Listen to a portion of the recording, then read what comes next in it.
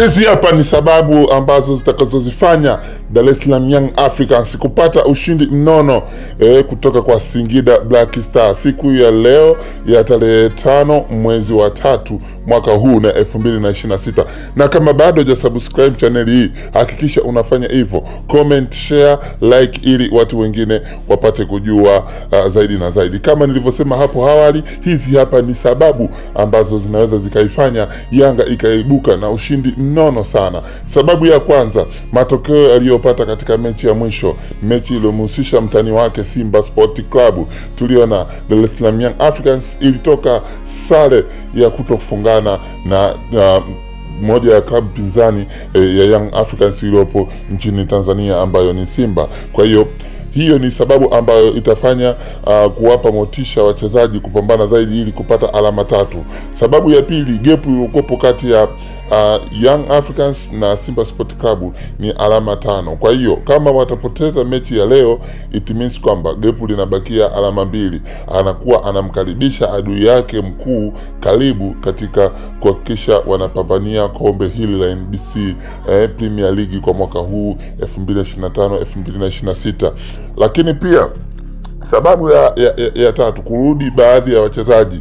Kwa mujibu wa kocha katika mkutano wake na waandishi wa habari hapo jana, alizungumzia wachezaji waliokuwa katika majeraha. Akamzungumzia mchezaji kama Dickson Jobu, alikuwa amepata injury katika mechi iliyopita, lakini pia alimzungumzia Pacome. Kwa hiyo leo Pacome ana uwezekano akacheza, ingawa bado hajathibitisha kwa 100%. Lakini pia tunaona maneno ya waandishi wa habari kuhusiana na Yanga. Kuna propaganda nyingi sana ambazo zinawekwa na waandishi wa habari ili kuipoteza Yanga katika njia yake ambayo inapita. Sasa kama Yanga wanahitaji kuthibitishia mashabiki zake na wapenzi wake kiujumla kwamba wapo katika harakati za kutetea ubingwa wao. Kwa hiyo sababu hizi ndizo zinazoifanya Yanga wapambane siku ya leo na kuhakikisha kwamba wanaondoka na ushindi mnono mbele ya Singida Black Stars ambao wako vizuri kwa sasa hivi, kwa sababu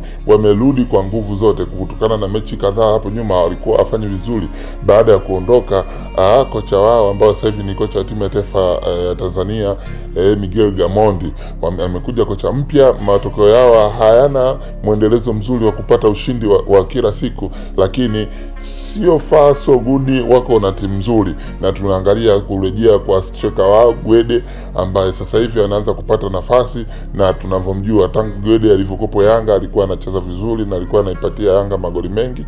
Alivyoenda Singida akakutana na changamoto pale, akakutana na Jonathan Soa na Rupia, kwa hiyo ikabidi yeye awe anatokea benchi. Lakini kwa sasa hivi Rupia anaweza kaanza, lakini yeye pia anakuwa anatokea benchi na anaweza kufanya vizuri zaidi na zaidi. Sasa Gwede amerudi kwenye fomu yake na anaijua Yanga vizuri nje ndani, kwa sababu ni mtu ambaye amechezea klabu hiyo. Sasa mimi naona kabisa Yanga leo wana uwezo wa kuondoka na ushindi mnono, ingawa wengine wanasema ni bado ni ndugu, kwa sababu baadhi ya viongozi wa Singida Black Star pia ni wapo katika kamati za utendaji za Young Africans. Bwana, nadhani Yanga wataondoka na ushindi wa goli nyingi. Je, wewe unafikiri vipi?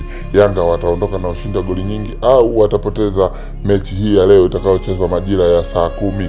Bwana, endelea kufuatilia channel hii kwa uchambuzi wa zaidi na zaidi kuhusiana na mechi hii ya Young Africans wakicheza na Singida.